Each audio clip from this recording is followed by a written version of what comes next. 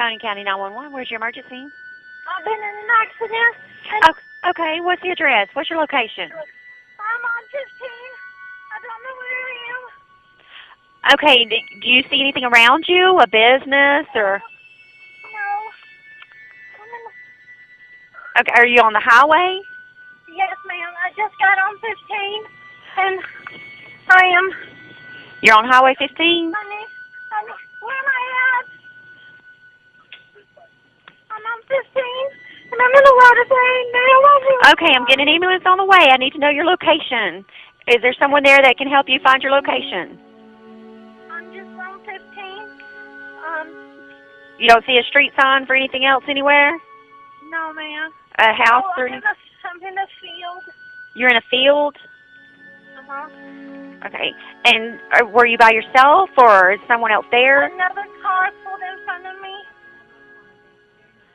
Okay. Are they hurt too? I don't know. I can't get out. My ankle is killing me. Okay. I'm an EMT. Okay, listen to me. We're on the way, okay? Yes.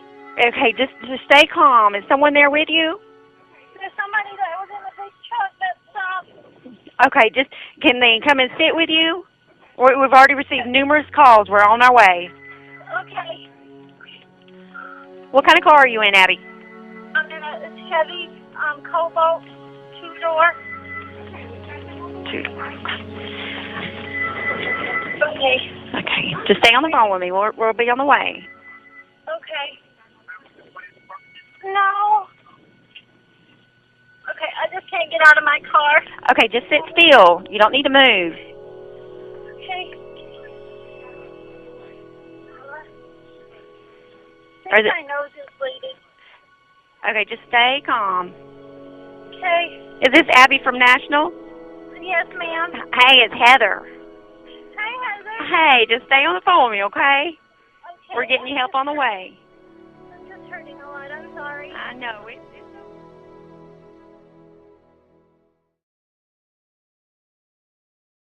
I was married before, and my husband was killed in a car accident on County Road 8.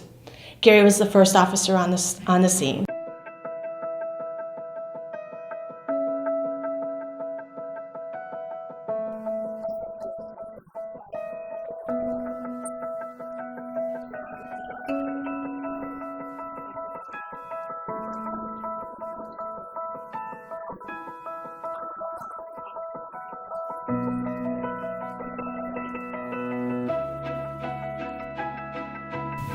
There was a couple little boys one time that he was playing with a lighter and he died, and his little brother was airlifted and he died, and he came home and he grabbed all three kids and just hugged them really tight, and he just cried.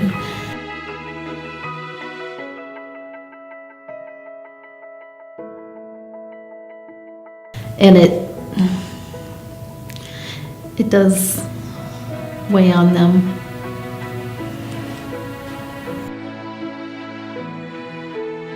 At least from the time he was a junior in high school, he knew that that's what he wanted to do, and that's what he pursued from that time forward.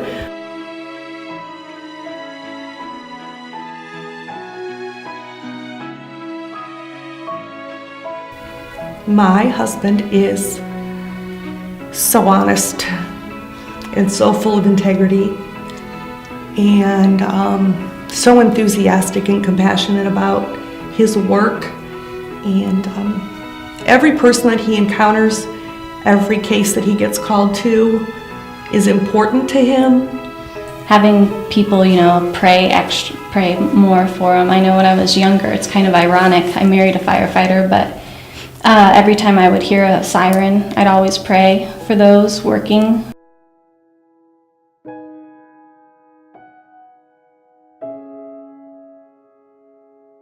Pray for their protection, pray that they would be able to think quickly and wisely in the situations. I just know, with him working so many hours, it can get tiring, and just even if it's that 23rd hour of his shift, that he's able to still do his job well.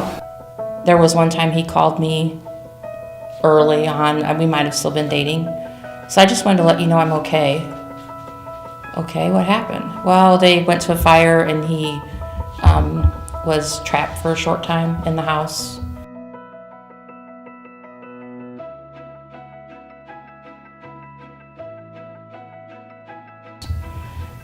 Got out, and then once he got out, and then I don't know, he was standing by a wall, moved, and the wall fell right after he moved. Sometimes I guess we don't realize we are together with a firefighter or paramedic. He's just Kyle to us. But then there's times and situations where I realize, oh, this is what he does.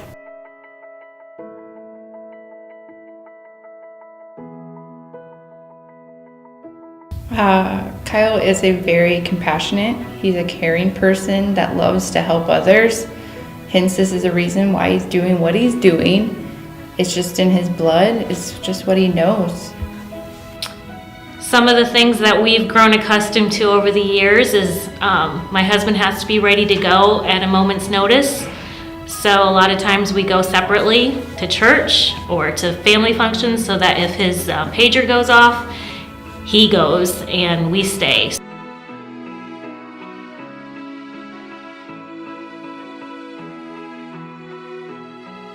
A lot of times you have a split second to say goodbye and not knowing what he's going to be going into, but I have full confidence that he will come home to us. My husband is Jimmy Haynes.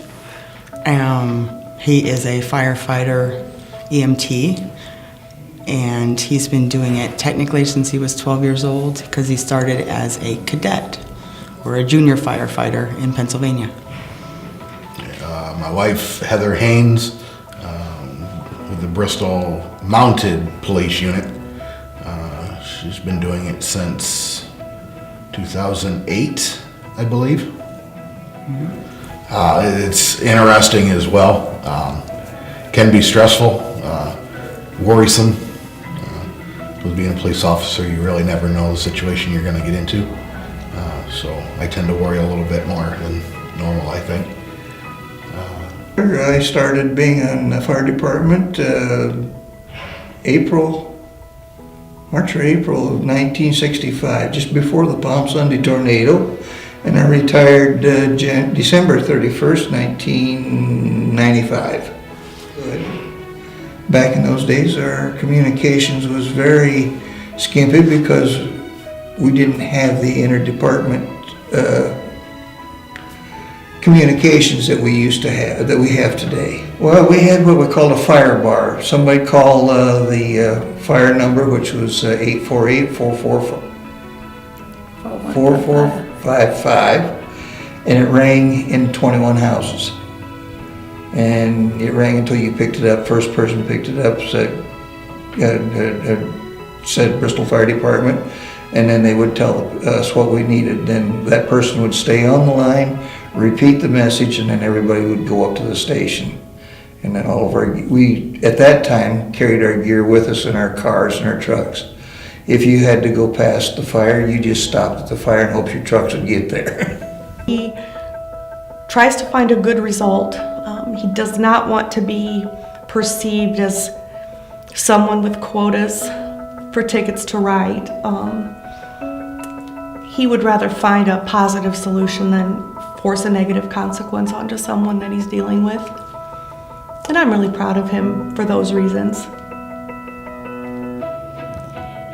You have that worry day after day, and you pray for them and make sure that God hears your prayer, that they stay safe. But I'm very proud of what he does.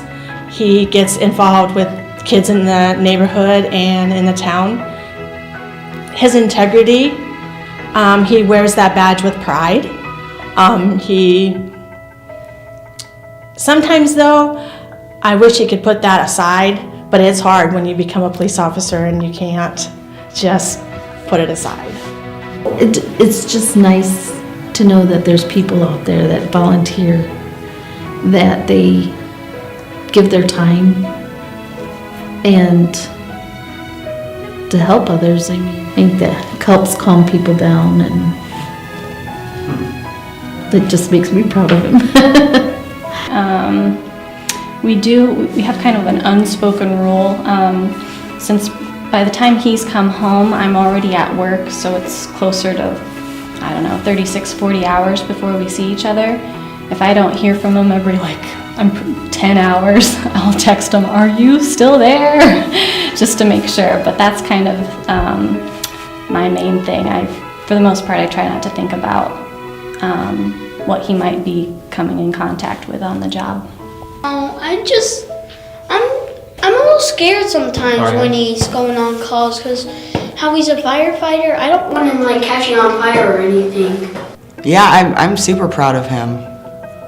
He does things that I never ever could dream of doing.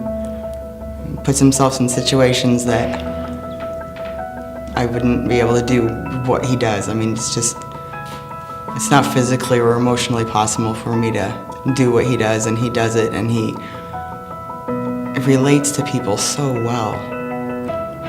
I got to watch him on a call once with, an older lady, and the way he calmed her and talked to her.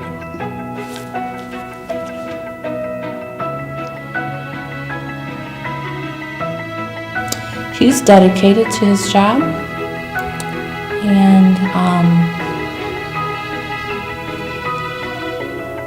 it's amazing to me how calm he is in emergency situations.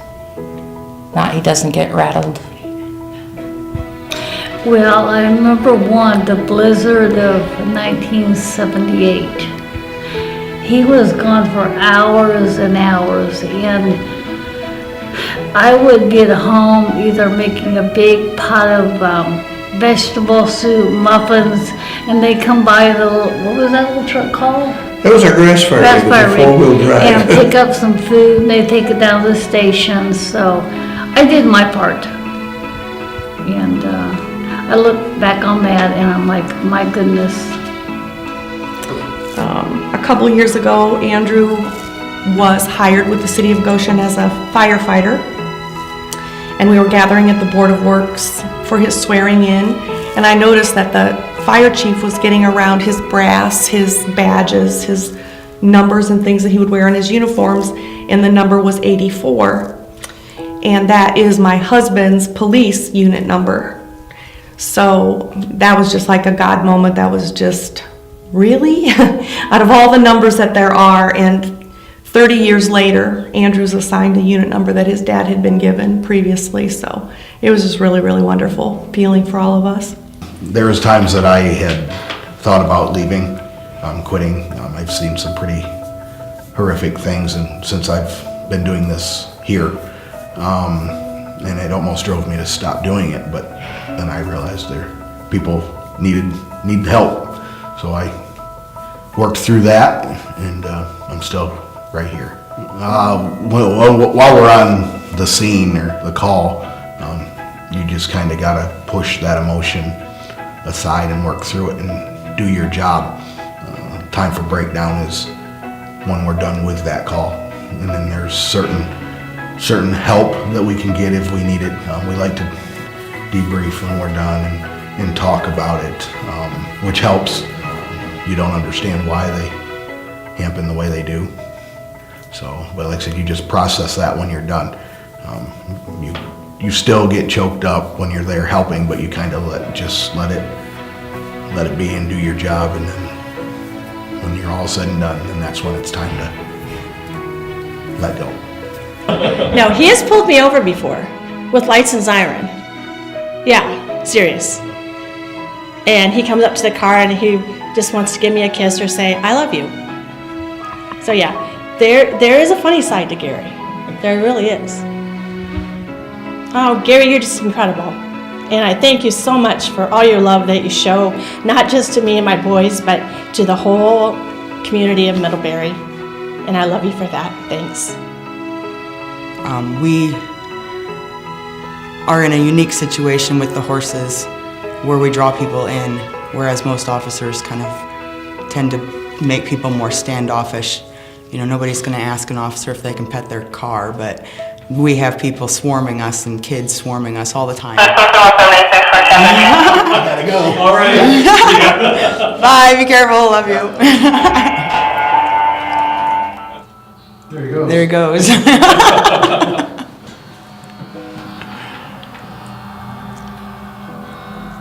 He calls that music. It's not sirens, it's music.